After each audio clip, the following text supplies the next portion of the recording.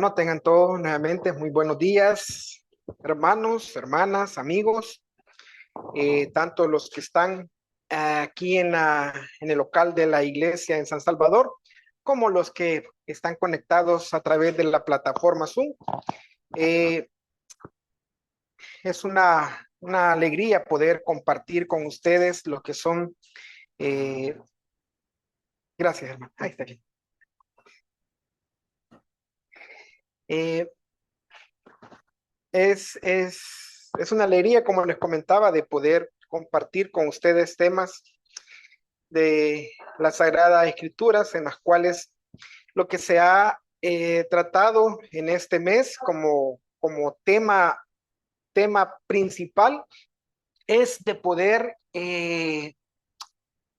comprender en esos pasajes que muchas veces se encuentran un poco difíciles a la hora de leerlos, y entonces requiere un poquito de atención de parte nuestra a la hora de que realizamos nuestras lecturas o estamos hablando con alguien y le interesa uno de estos determinados temas. Yo creo que ha sido de mucha edificación para cada uno de nosotros, porque de alguna u otra manera el conocimiento, la enseñanza, eh, de acuerdo a la escritura, pues hemos tratado de ser rigurosos con respecto a ella. O sea, tratamos de basarnos todas nuestras clases exclusivamente de la palabra de Dios.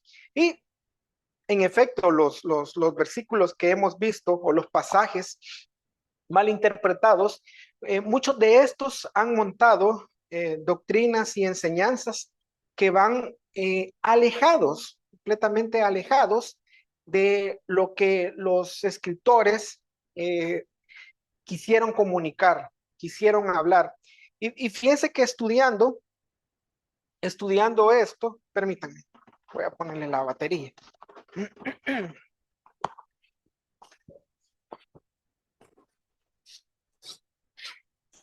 Uno cuando comienza a leer estos pasajes bíblicos donde los apóstoles, Pablo o aquellos que escribieron el Nuevo Testamento, uno puede pensar de que no tenían alguna dificultad o contratiempo que ellos podían encontrar, o ciertas personas que escuchaban donde se leían estos pasajes, estos escritos, uno puede pensar de que esos problemas son de nuestro tiempo. En realidad, eh, todo lo que ellos escribieron era porque algo estaba pasando en las diferentes iglesias en las cuales el evangelio había llegado. O sea, el mensaje de la palabra de Dios había llegado. Entonces, los escritores como Pablo, Pedro, los escritores de los evangelios y específicamente las cartas, querían tratar de algunas situaciones que estaban dentro de las iglesias, situaciones que estaban surgiendo. Y muchas veces, aparte de que venían de afuera,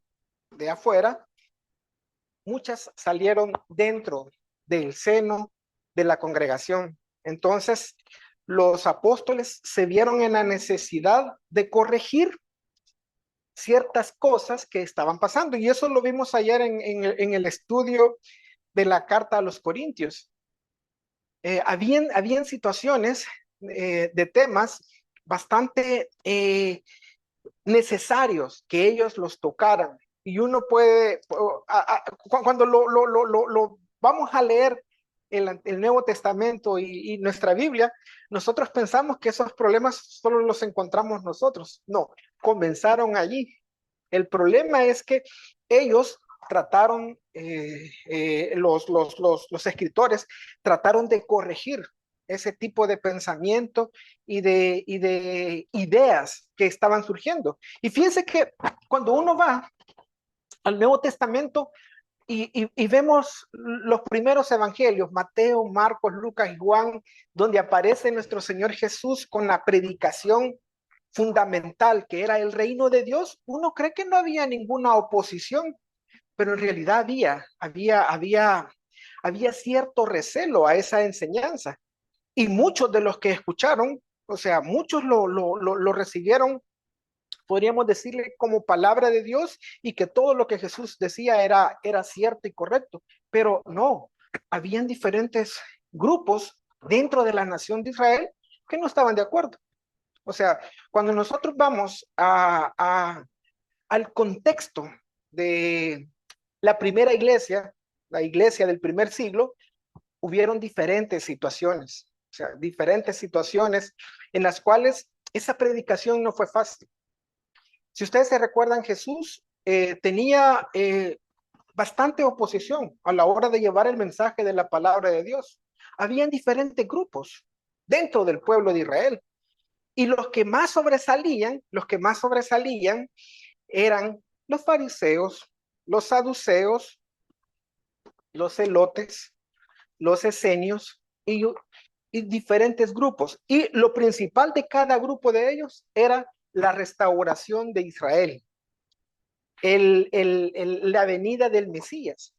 Entonces, no era algo fácil. Y eso no solo sucedió en el tiempo de Jesús, aún cuando Jesús muere, es crucificado y resucita al tercer día, donde los apóstoles reciben esa misión de llevar ese evangelio a toda criatura, principalmente partiendo desde la nación de Israel, de Judea, de Galilea, de todas esas partes de allí, para que ese evangelio llegara al último rincón, a los últimos rincones.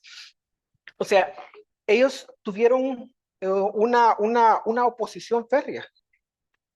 El libro de los Hechos nos trata de contar cómo fue la expansión de ese evangelio. Por ejemplo, cuando vamos al libro de los Hechos y encontramos el discurso del capítulo 15, no lo vamos a leer, solo estoy que conozcamos un poco de lo que estaba pasando. En el capítulo 15 de Hechos hay un problema bastante serio que estaba pasando, donde Pablo había comenzado sus viajes misioneros. Entonces, pero él había llegado a predicar a los gentiles. La misión del apóstol Pablo era predicarles ese evangelio a los gentiles. Entonces, pero la iglesia estaba naciendo dentro del corazón del judaísmo. Entonces, ¿cómo se podía hacer para que tanto gentiles como judíos llegaran a una comprensión? Para el judío no era difícil porque se iban al Antiguo Testamento y ellos podían ver las promesas hechas a los padres. Podrían entender el pacto de Dios con David. Podían comprender todo lo que los salmos hablaban del Cristo, del Mesías, los profetas. Entonces, pero para el gentil era un poquito diferente, porque Pablo llegaba diciendo, este Dios creador de todas las cosas nos ha dado esta oportunidad, y de ahí comenzaba a hablarles del Cristo. Pero dentro de la iglesia había cierta oposición. En el capítulo 15 se da un problema bastante grande, donde la iglesia se reúne, donde están los apóstoles que eran considerados la columna de la iglesia para tratar este asunto. Y el asunto era de que habían personas judaizantes que habían entrado a la iglesia, que mandaban a los gentiles que también guardaran todos aquellos aspectos de los judíos. Entonces, era una situación bastante complicada, porque en realidad Pablo se esforzaba y se esmeraba de que los gentiles no se les inquietara. O sea, habían algunas cosas que ellos tenían que guardar, pero con respecto a los ritos, a las ceremonias y a los que ellos guardaban, el gentil no tenía. O sea, no lo debía de hacer. Pero si el judío quería hacerlo, bienvenido sea. Bueno, el mismo Pablo dice, yo guardé la ley. Dice, y él fue dice, yo soy fariseo de fariseo, irreprensible en cuanto a la ley, pero no pedía que los gentiles se convirtieran al judaísmo, sino que conocieran a través de quién habían alcanzado esa salvación y que permanecieran en una vida correcta y digna. O sea, y el judío que quería guardar eso, no había ningún problema. Entonces, la mayoría de problemas muchos salieron de ellos, enseñanzas, doctrinas dentro de la iglesia, y algo otros que venían de afuera, que venían de afuera, de una u otra manera, también complicaba con respecto a la, a la- al- a que el evangelio se expandiera, a que ese evangelio llegara a todo este tipo de personas.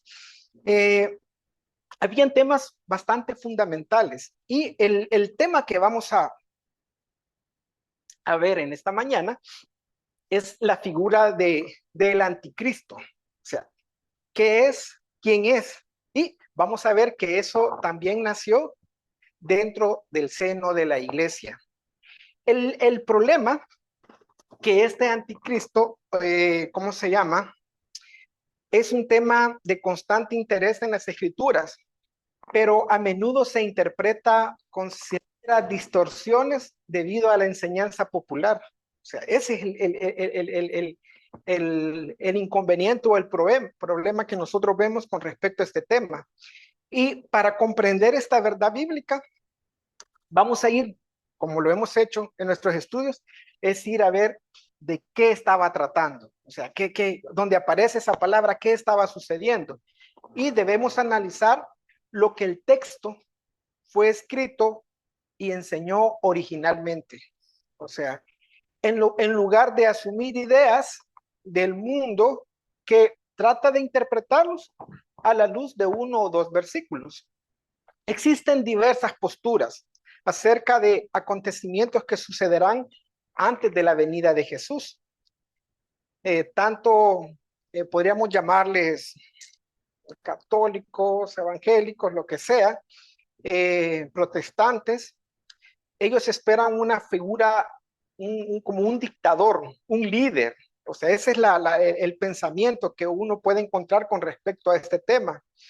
Eh, que una persona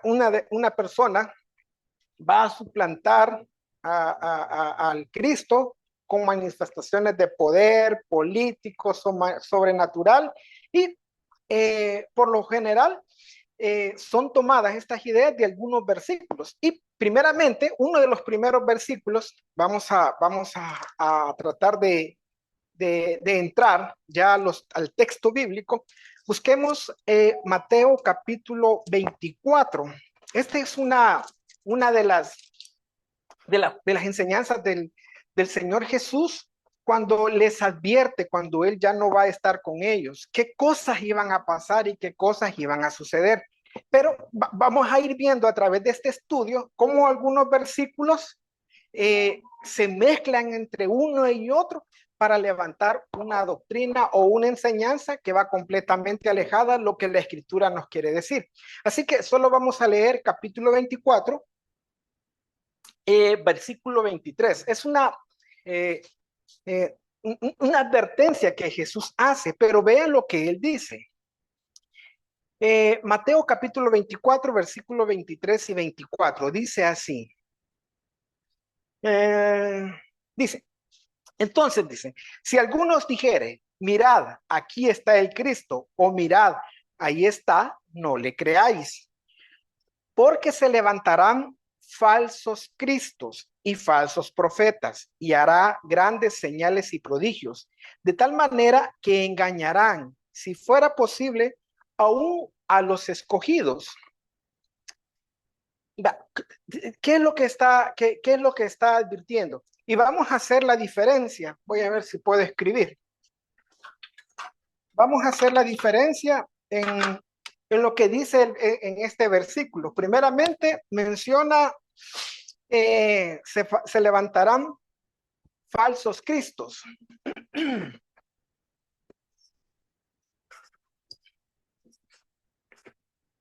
Falsos cristos.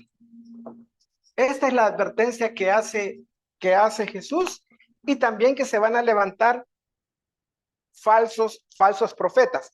¿Se recuerdan ustedes que la semana pasada en la carta a Judas, uno de los problemas que estaba pasando allí era de que dentro de la iglesia habían surgido falsos maestros, con falsas enseñanzas que iban contrario a lo que los apóstoles habían predicado y habían dicho. Y fíjense que ya vamos a ver varios versículos. Ellos eran bien enfáticos y les decían, miren, ustedes tienen que mantenerse firmes en lo que les hemos dicho desde el puro principio. Tengan cuidado, tienen que mantenerse firmes. Eso lo vimos ayer también en Corintios, ya lo vamos a ver más adelante. Les dice, ustedes tienen que mantenerse firmes en la palabra que ustedes han recibido de parte de nosotros. Pero habían advertencias, o sea, habían advertencias que iban Jesús les dice, va a haber falsos cristos. Y uno no debe de confundirse con falsos cristos y con el anticristo. Vamos a ver que son completamente diferentes estas ideas. ¿Qué es un falso Cristo? Un falso Cristo es aquel que viene, eh, eh, más que todo esto se da en el pueblo de Israel. En el pueblo de Israel, donde para la época de Jesús habían varios personajes que se autoproclamaban Cristo. ¿Qué significa Cristo? O Cristo.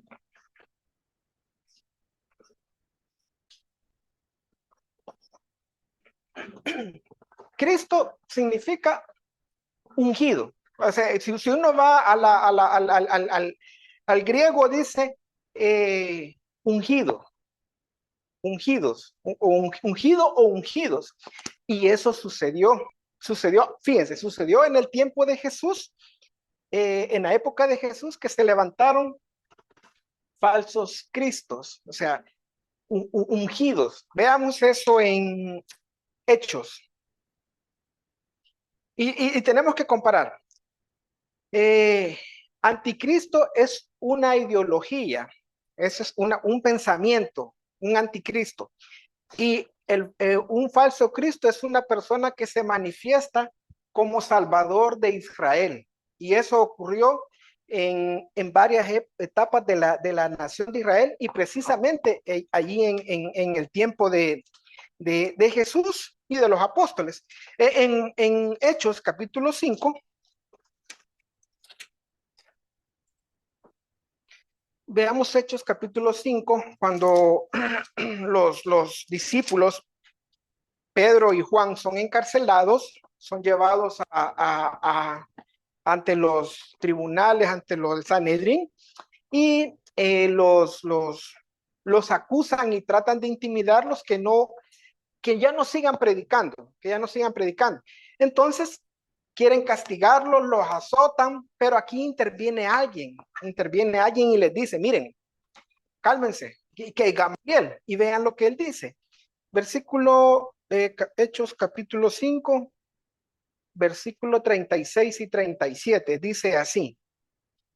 Porque antes de estos días se levantó Teudas diciendo que era alguien. A este se unió un número de como de 400 hombres, pero él fue muerto y todos los que le obedecían fueron dispersados y reducidos a nada.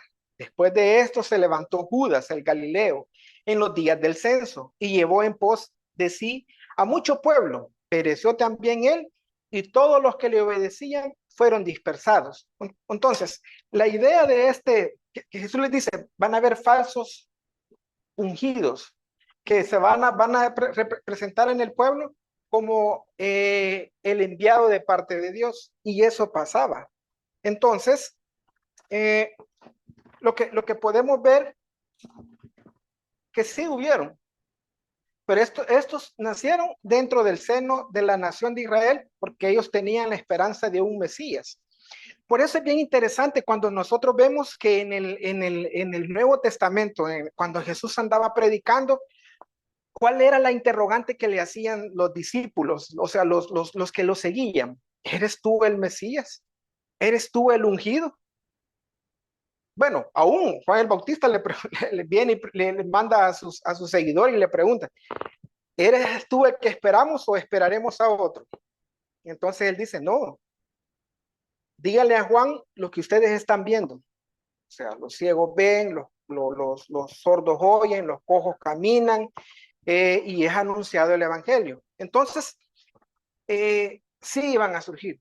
Pero es bien interesante el que el capítulo 24, siempre, perdón, en Mateo 24, también dice falsos maestros. Y eso lo vemos en muchas de las cartas. En muchas de las cartas habían personas que habían entrado a la comunidad, a la iglesia, pero ellos venían con pensamientos, ideologías completamente diferentes. Y lo que vamos a ver en nuestra clase de ahora,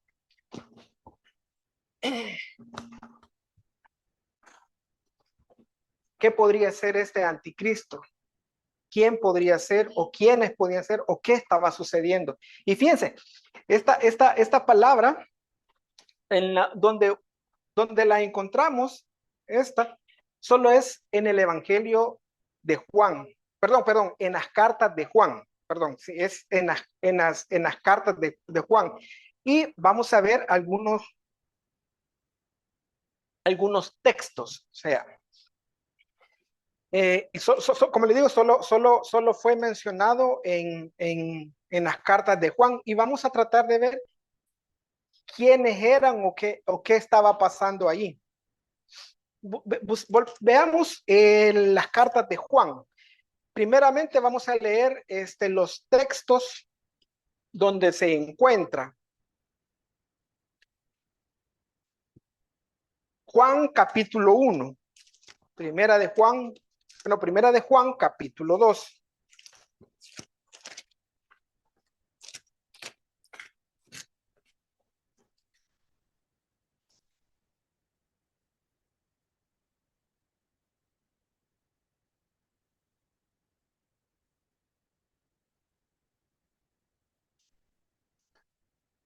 Dice así, quizás vamos a leer toda la porción, perdón, del 18 al 22. Dice así, hijitos, ya es el último tiempo, y según vosotros creísteis que el anticristo viene, así ahora han surgido, fíjense, dice, el anticristo viene, pero dice, han surgido muchos anticristos.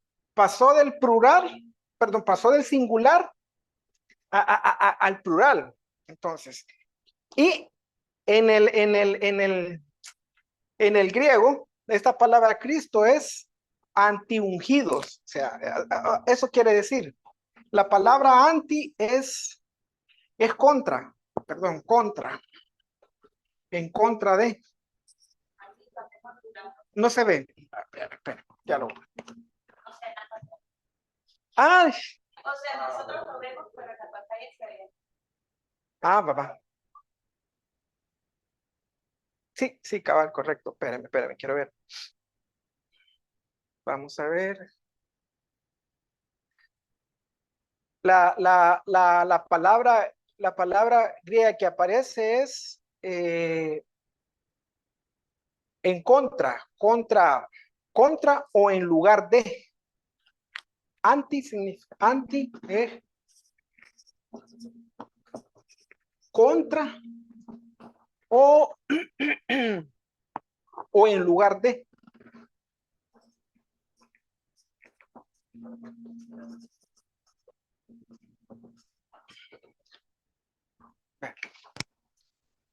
Digamos, dice, pero estos, dice, pero esto conocemos que es el último tiempo. El versículo 19 algo dice bien interesante. ¿De dónde salieron? Salieron, exacto. Ahí ven, ¿no? Para Juan, cuando él está escribiendo esto, está pasando dentro de la iglesia. dentro. O sea, esto no se está refiriendo para algo del futuro, ¿verdad? Sino que allí ya estaba sucediendo. Y fíjense que en las clases que hemos tenido últimamente, eso es lo que hemos visto. Han habido ciertas advertencias de parte de Pablo, de Pedro, de Judas, aquí de Juan, de que esto venía del seno de la iglesia. O sea, habían personas que habían entrado y estaban cambiando la enseñanza del evangelio original. Vean, vamos a ver varios ejemplos. Por ejemplo, 1 Corintios capítulo 15, que fue la clase del día de ayer.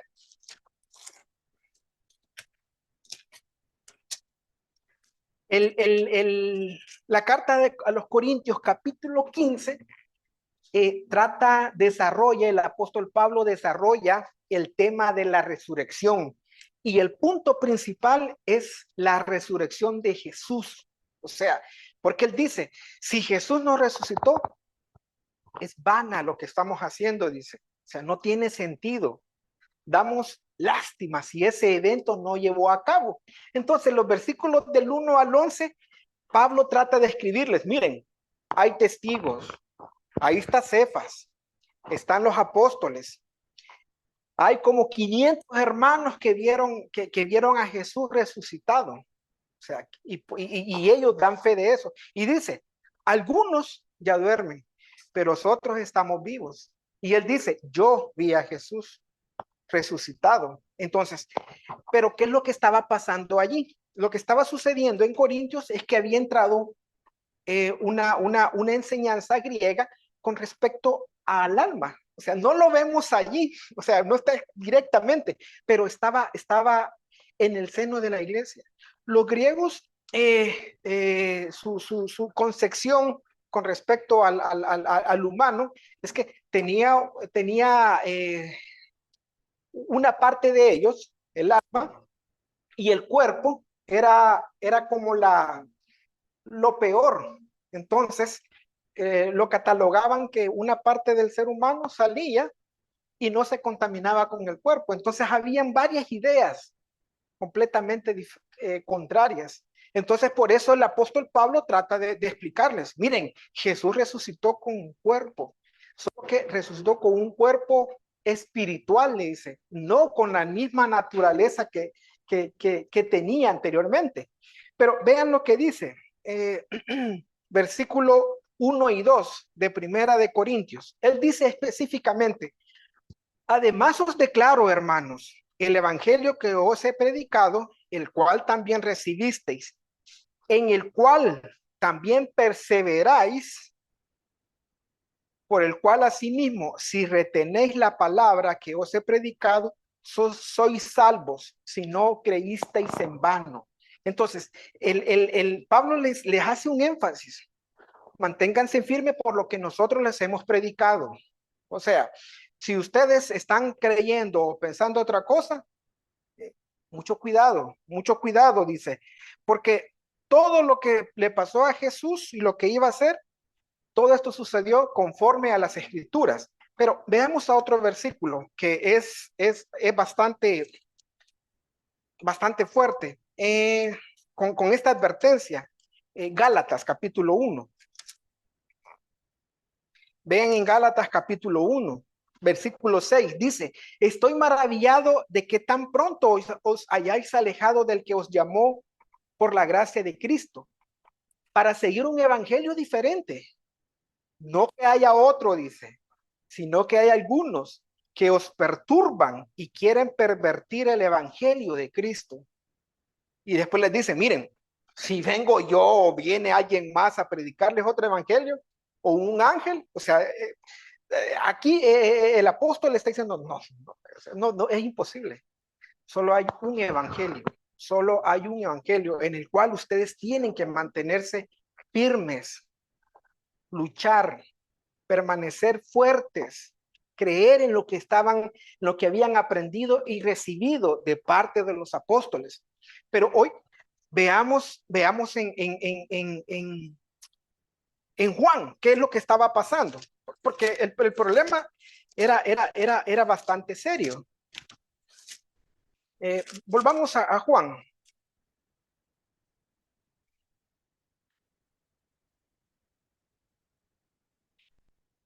Juan, quiero ver. Primera, sí, primera. Espérame, que no lo encuentro. Como es pequeñito, me cuesta. Ahí está.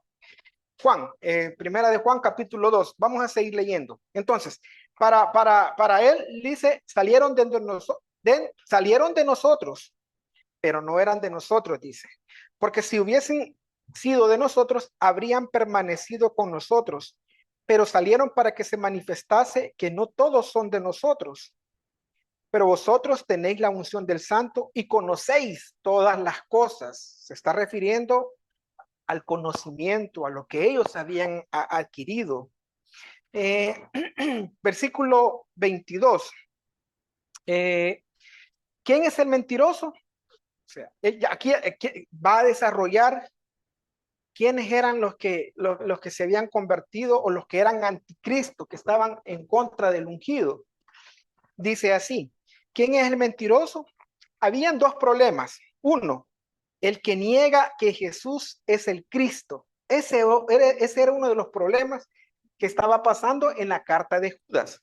Había un grupo que estaba diciendo, no, él no es el Cristo, él no es el Mesías, o sea, él no es el enviado, no es el de la promesa. Dentro de la congregación pasaba eso. Vean,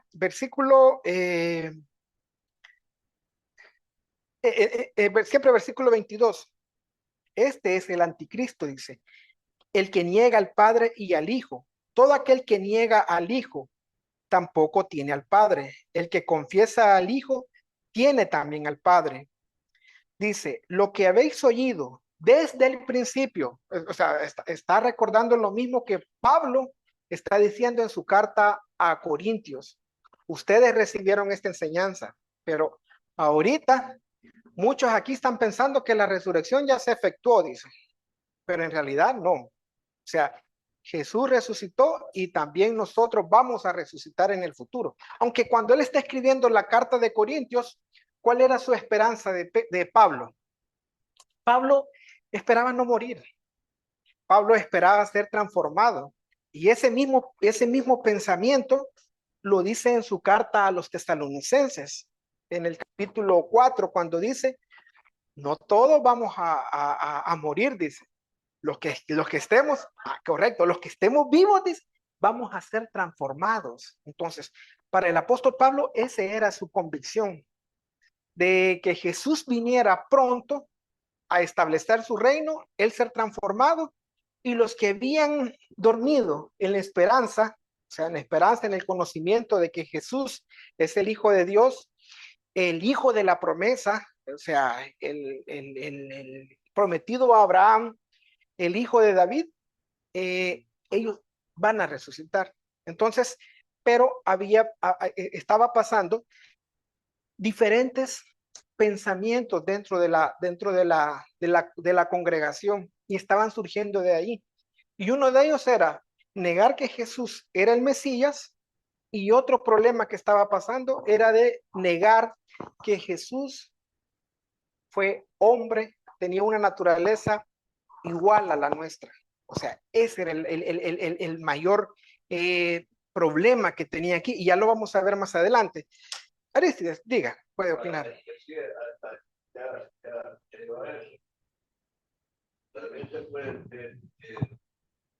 Había una doctrina, o sea, que se han introducido los docetas, el docetismo. Decía pues que el cuerpo de Jesús no era humano, pues no que era una simple apariencia nada más. Ese era el docetismo.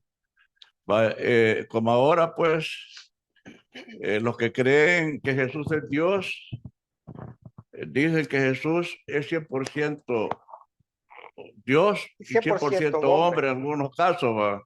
O 50% hombre y 50% Dios. Entonces, el anticristo, aquí yo traje una Biblia de Dios habla hoy. Ajá. Dios habla hoy que aquí está bien claro. Dice, queridos hermanos, no crean ustedes a todos los que dicen estar inspirados por Dios, sino pónganlos a prueba a ver si el espíritu que hay en ellos es de Dios, porque el mundo está lleno de falsos profetas. De esta manera pueden ustedes saber que tiene el espíritu de Dios. Oiga, todo el que reconoce que Jesucristo vino como hombre verdadero, Ese. esto es, el anticristo es aquel que niega que Jesucristo es un hombre, fue un hombre verdadero. O sea que si nos vamos a esto, pues todos aquellos que dicen que Jesucristo es Dios son anticristos, Exacto. ¿verdad? Porque lo que le niega de esta manera, que tiene el Espíritu de Dios, que reconoce que Jesucristo vino como hombre verdadero, tiene el Espíritu de Dios. El que no reconoce así a Jesús no tiene el Espíritu de Dios. Al contrario, tiene el Espíritu de Anticristo. Y en el 2 en la segunda carta, en la segunda carta también está igual, ¿verdad? Que dice de que si el que no reconoce que Jesús, a ver, la verdad, pero anda por el mundo, esta es la segunda carta, 2:7, pues anda por el mundo muchos engañadores que no reconocen que Jesucristo vino como hombre verdadero. El que es así es el engañador y el anticristo. ¿Qué le quitan a Cristo al decir que no vino como hombre verdadero?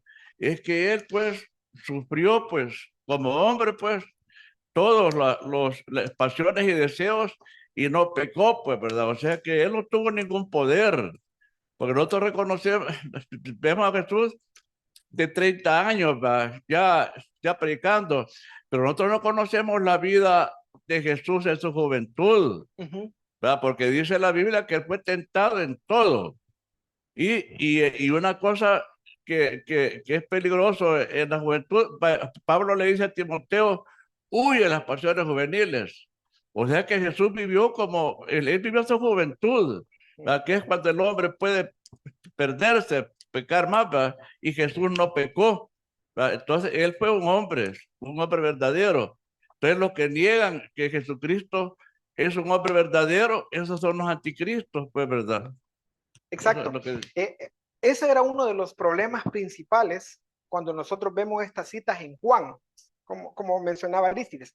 El problema era de que había existido un grupo dentro de la iglesia que negaban que Jesús tenía naturaleza humana, o sea, que había nacido como cada uno de nosotros, su adolescencia, su juventud, y los evangelios, Lucas trata de escribirnos, por eso los dos evangelios, Mateo y Lucas, ahora nosotros ya los tenemos, pero cuando esto fue escrito, no los tenían, muchas iglesias no tenían estos escritos, ya como nosotros lo tenemos. Entonces, surgían muchos movimientos en contra de la naturaleza de Jesús. No podían, o sea, muchos no querían aceptar que cómo es que Jesús no pudo pecar. Entonces le atribuían una naturaleza completamente diferente. Y fíjense que la base principal de que Jesús sea nuestro modelo de vida es que Él fue humano. O sea, Él tenía que ser humano para que nosotros, porque si era un ángel, pues si era el mismo Dios, ¿cómo lo vamos a seguir si Dios es perfecto? El ángel es perfecto, los ángeles no pueden pecar. Betty, antes que se te olvide la idea. No, lo que quería señalar era el hecho de que ese fue el mismo problema que Jesús tuvo cuando él estuvo en vida. Y que fue la razón por la cual a él le quitaron la vida, ¿verdad? Que él decía que se hacía ser hijo de Dios. Y fue la confesión de Pedro también, ¿verdad? Que tú eres el Cristo, el Hijo del Dios viviente. Entonces, y fue lo que también, por lo cual cuando le quitaron la vida a Jesús, lo crucificaron, que fue lo que le pagaron los ancianos, aquellos verdaderos testigos que fueron los soldados que estaban ahí, que fueron los que vieron descender al ángel, los que removieron la tierra, los que vieron salir a Jesús. Ellos realmente fueron esos, el grupo ese de soldados que Pilato les había dado, ¿verdad? Y entonces ellos al final, fue el verdadero problema que todavía posterior a ello, ellos querían negar, ¿verdad? Es más, les dijeron los ancianos a los soldados esto, que no dijeran nada, que cualquier cosa, pues ellos iban a asumir las consecuencias, ¿verdad? Y era efectivamente la negación de que Jesús era el Hijo de Dios. El- Y la verdadera causa por la cual Jesús murió, la confesión de Pedro, que es la piedra realmente que nuestra fe, la donde debemos de fundamentar eso, y obviamente pues todo No, y si nosotros podemos ver todo el Nuevo Testamento, las cartas de Pablo, las cartas de Pedro, le dan énfasis a la naturaleza de Jesús como hombre, o sea, nuestras acciones, con nuestros deseos, pero él lo venció. Por eso dice, o sea, la salvación vino, Dios la levantó de entre de sus hermanos para socorrer a la descendencia de Abraham. Dios no iba a socorrer a los ángeles, nos iba a socorrer a nosotros. O sea, Dios nos dio a su Hijo, pero Jesús, Él tomó sus propias decisiones. O sea, Jesús tenía su voluntad. Entonces, Él se sometió a su Padre para podernos dejarnos como ejemplo. El problema, fíjense que pasa, ya le voy a dar la palabra, el problema que estaba sucediendo aquí cuando ellos, o sea, negaban que Jesús venía en carne es porque le daban otra naturaleza completamente diferente. Habían diferentes grupos, tal vez en la Biblia no lo vemos, pero en la historia de la iglesia del primer siglo hay mucha información y grupos de los que salieron, que estaban allí. Alicia mencionaba sobre el docetismo, que significa apariencia o parecer. Esa fue una de las primeras desviaciones doctrinales que amenazó la comunidad de creyentes del primer siglo. Esta enseñanza afirmaba que Jesucristo no vino realmente en carne humana. Fíjense cómo lo planteaban, sino que su cuerpo meramente era una ilusión o una apariencia. Y ese movimiento surgió de ideas platónicas, gnósticas, con el Evangelio. De una u otra manera, todo eso estaba influyendo para darle una naturaleza completamente a Jesús. Entonces, para resolver ese dilema, los filósofos enfrentaron decididamente este error y aceptaron y dijeron de que Jesús en la cruz solo murió como apariencia. Entonces, o sea, ¿qué pasaba en la mente de aquellos testigos, de su madre, los que presenciaron? Entonces, lo que estaban haciendo, todos ellos, eran defendiendo la fe, porque ¿qué iba a pasar cuando ellos, el último apóstol, o los últimos testigos de Jesús, esa doctrina cambió completamente? Había otra enseñanza que había surgido en el primer siglo hasta el siglo IV. Se llaman el hedionismo. Habían varios. Eh, ellos negaban, fíjense, estos negaban la divinidad de Jesús que haya nacido por obra del Espíritu Santo.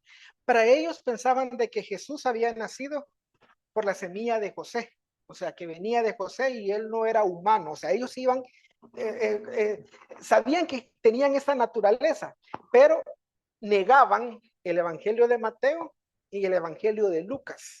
O sea, para ellos, ellos exclusivamente, Jesús fue un hombre, o sea, hombre, pero no por obra del Espíritu Santo. Pero Lucas nos dice, el poder del Altísimo te cubrirá y el santo ser que nacerá será hijo de Dios. Entonces ellos adoptaban en su pensamiento que Jesús era adoptado de parte de Dios y no hijo de Dios. Entonces, habían varias enseñanzas y ellos rechazaban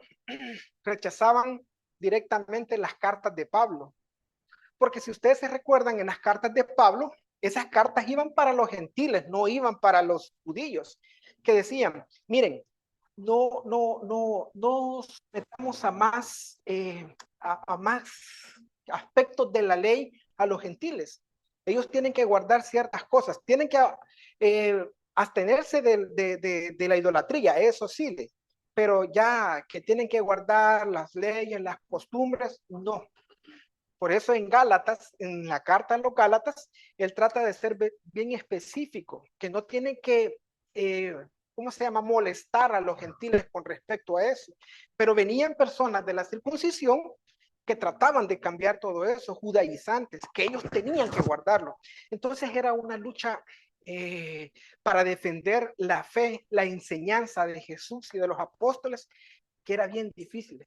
Y después que surgieron diferentes movimientos, surgen los padres de la iglesia. Los padres de la iglesia, lo que mencionaba, ellos dejaron una doctrina de que Jesús era verdadero Dios y verdadero hombre para solucionar los dos problemas o las dos herejías que habían surgido. Y eso permanece hasta el día de ahora. O sea, eso mismo permanece hasta el día de ahora. No le dan el lugar de Jesús, o sea, nosotros no le quitamos al hablar de la naturaleza de Jesús como la nuestra, no le estamos quitando mérito, lo estamos haciendo mayor sobre todos los hombres. Dime.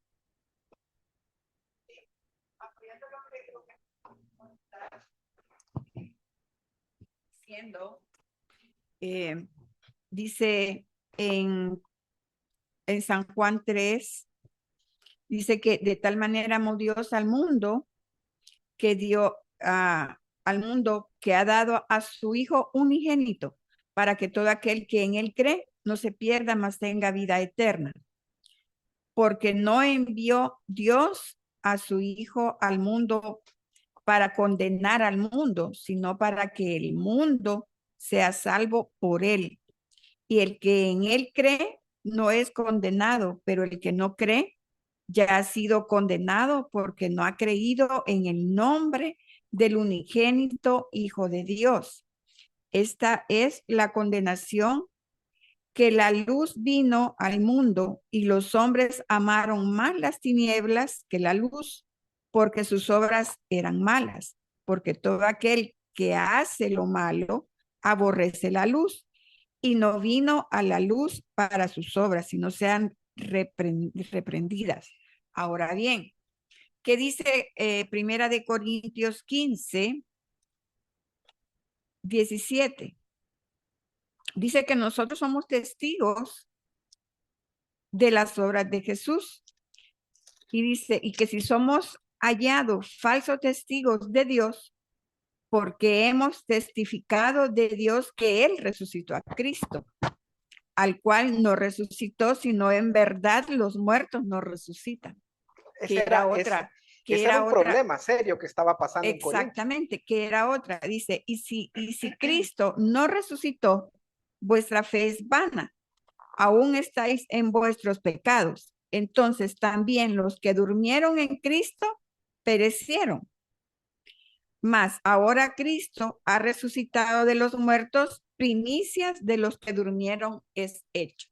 Significa que si nosotros creemos en todo lo que Dios nos refleja, es bien difícil que creamos diferente. Sí, no, pero claro, pero el peligro se mantiene. Por ejemplo, ¿cuánto ha pasado desde que, o sea, esos problemas todavía existen? Y fíjense que ahora no. Por ejemplo, hoy hay otro movimiento. Tenemos a los ateos. ¿Cuál es la característica de los ateos? O sea, los caracteres de ateos que no creen en un Dios todopoderoso, en un creador de todas las cosas, ¿sí? Y muchos de ellos quieren respuestas científicas para poder ellos también validarlo. Entonces, ¿qué es lo que tenemos que hacer nosotros? Ayer estábamos hablando en la clase de 1 Corintios 15, es bien interesante porque el apóstol Pablo trata de demostrarlos en ese capítulo que en realidad, imaginémonos, los apóstoles, o sea, haber predicado ese evangelio, Pablo, haber pasado todas esas situaciones, o sea, usted no va a ser apedreado, golpeado o azotado por algo que no tiene peso.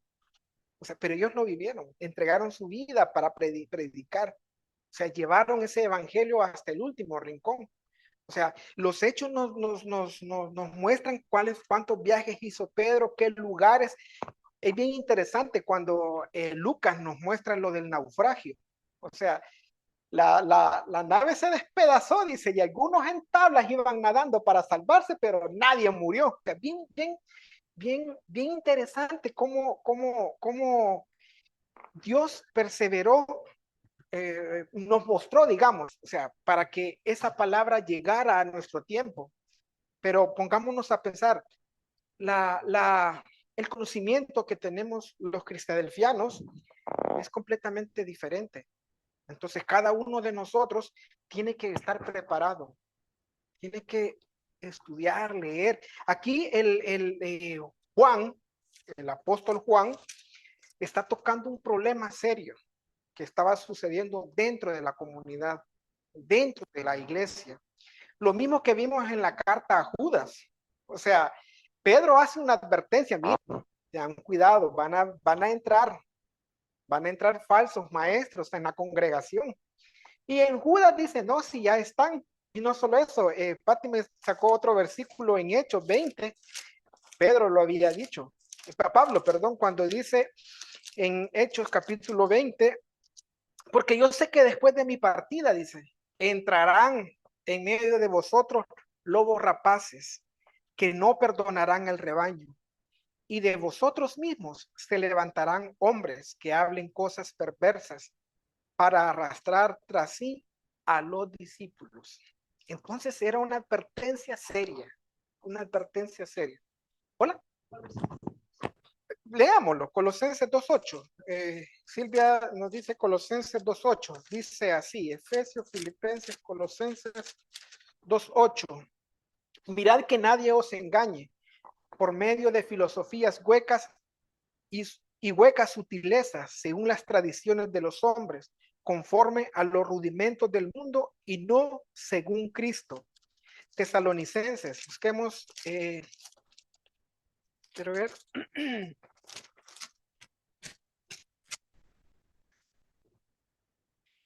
Segunda de Tesalonicenses.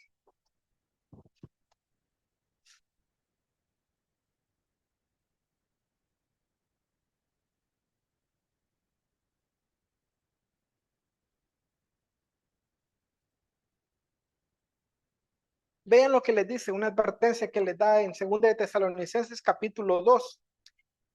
Dice en el versículo 13, pero nosotros debemos dar siempre gracias a Dios respecto a vosotros, hermanos amados por el Señor, de que Dios os haya escogido desde el principio para salvación, mediante la santificación por el Espíritu y la fe en la verdad, a lo cual os llamó mediante nuestro evangelio para alcanzar la gloria de nuestro Señor Jesucristo. 15. Así que, hermanos, estad firmes y retened la doctrina que habéis aprendido, sea por carta, por palabra o por carta nuestra. O sea, la advertencia la hace el apóstol Pablo. Veamos primera de Timoteo, capítulo 4.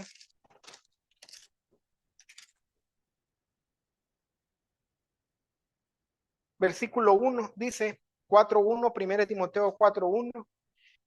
Pero el Espíritu dice claramente que en los postreros tiempos algunos apostatarán a de la fe, escuchando a espíritus engañadores y a doctrinas de demonios, por la hipocresía de mentirosos, que teniendo cauterizada la conciencia, prohibirán casarse y mandarán abstenerse de alimentos que Dios creó para que con acción de gracias participasen de ellos los creyentes y los que han conocido la verdad. Hola. 6:20, primera, 6:20. Dice, oh Timoteo, guarda lo que se te ha encomendado, evitando las profanas pláticas sobre cosas vanas y los argumentos de la falsa llamada ciencia. O sea, tenían que tener mucho cuidado. Tenían que, este evangelio que ellos habían recibido, tenían que defenderlo, que mantenerse firmes, porque si no, dice, o sea, en lo que ustedes han creído tienen que mantenerse, porque si no, creyeron en vano.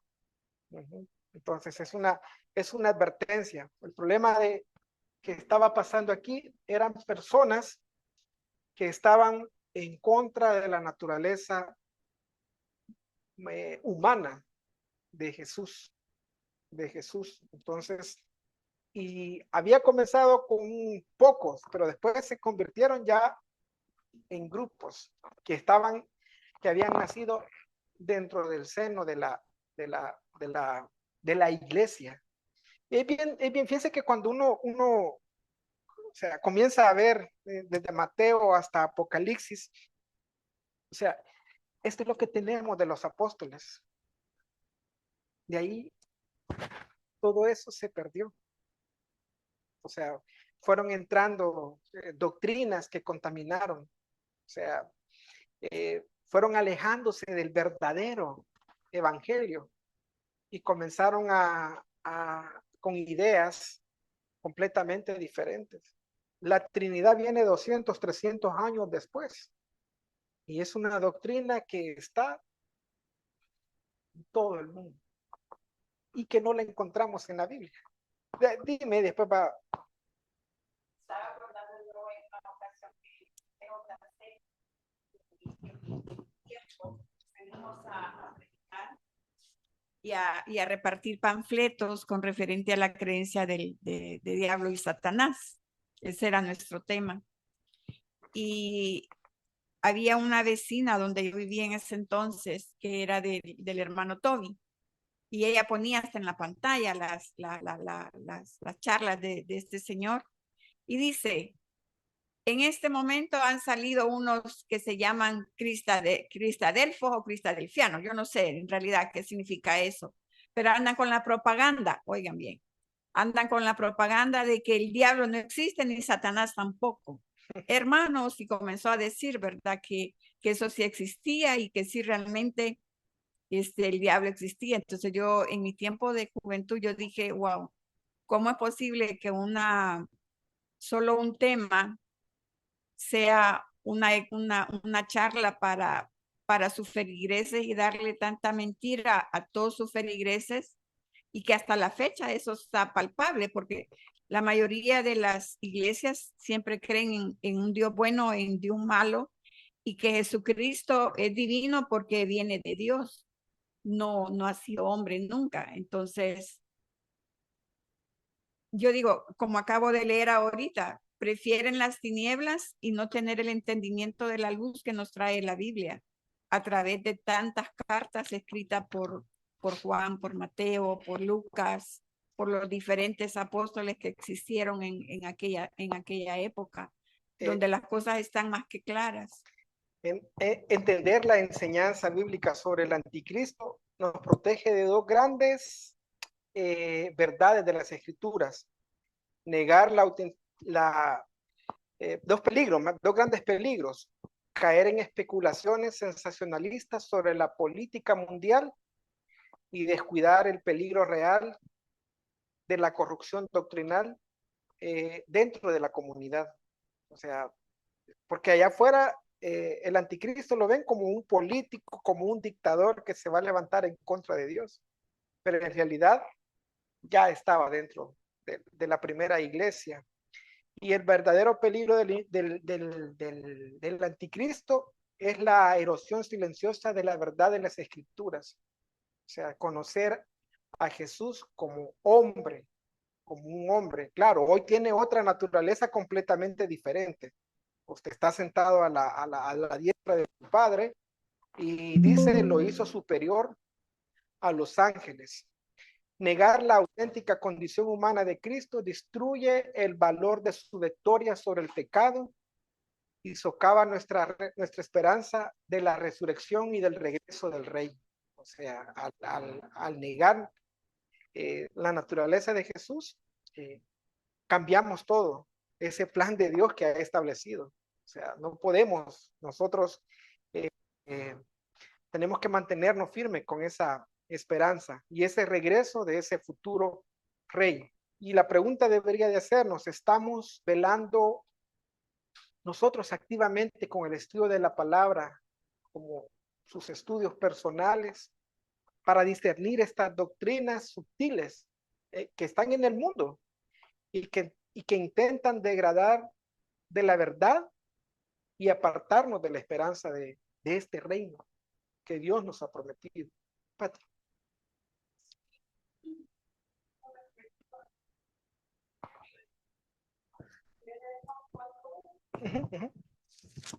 Dice en 1 Juan 4:1, amados, no creáis a todo espíritu, sino probad los espíritus si son de Dios, porque muchos falsos profetas han salido por el mundo.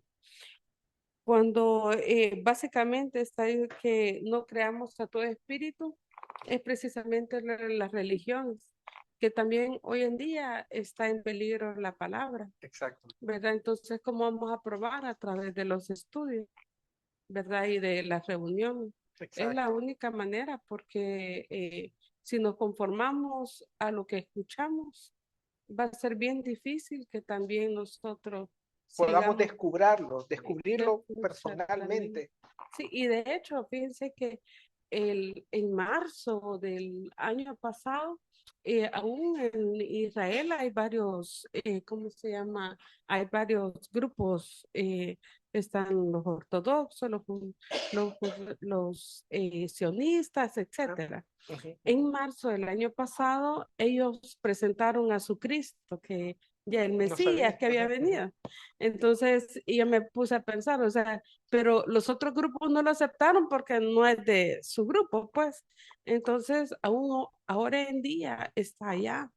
Nosotros acá tenemos, como dijo Ana de la Paz, otro tipo, digamos, de influencia, enseñando diversas cosas. Entonces, creería que nosotros, así como cuando el Señor Jesús daba las parábolas que se acercaban a lo que realmente está interesado, así nosotros hoy en día tenemos que acercarnos a las escrituras y a ver si lo que nos están diciendo es cierto y, y así, ¿verdad? Para no entrar, digamos, porque el mundo eh, habla muy fuerte, ¿verdad? Entonces, para que no entren, digamos, cuidar la sana doctrina. Exacto, cuidar la sana doctrina y ese conocimiento que hemos adquirido de la palabra de Dios, no se aparte, o sea, no se aparte, pero para eso tenemos que leerla, o sea, tenemos que también nosotros escudriñarla,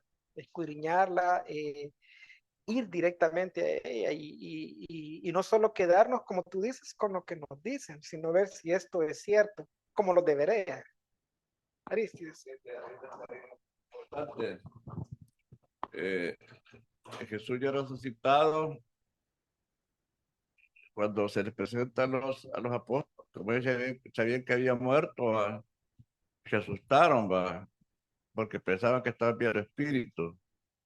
Entonces Jesús les dice, un espíritu les dice, no tiene carne y hueso, les dice, ¿va? O sea que él seguía teniendo la misma naturaleza Corporal. corporal, pues, ¿va?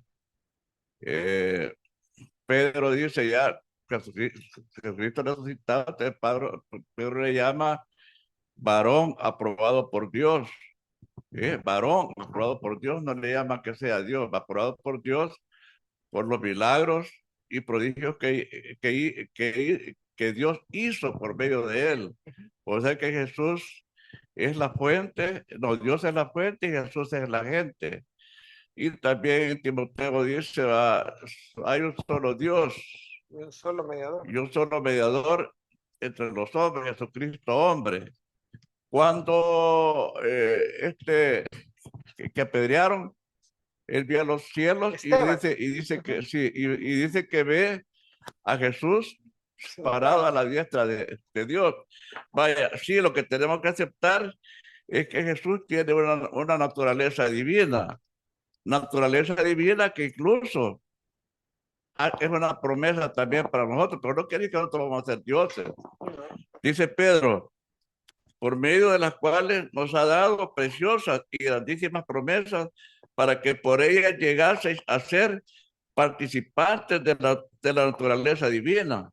Pero esto no nos hace dioses. O sea que Jesús sí tiene naturaleza divina ya, pero eso no lo hace Dios. Exacto. Así como también nosotros no nos hace dioses que participamos de la naturaleza divina. Exacto. O sea, por eso en su carta a los Corintios dice, Jesús es las primicias de muchos. Y en eso entramos todos nosotros y todos aquellos que han dormido con esta esperanza. Bueno, lo vamos a dejar hasta acá. Muchas gracias a todos ustedes y también a los hermanos y amigos que se conectan a través de la plataforma Zoom, y les invitamos para que sigan estudiando con nosotros y invitarles para la clase del próximo domingo. Gracias.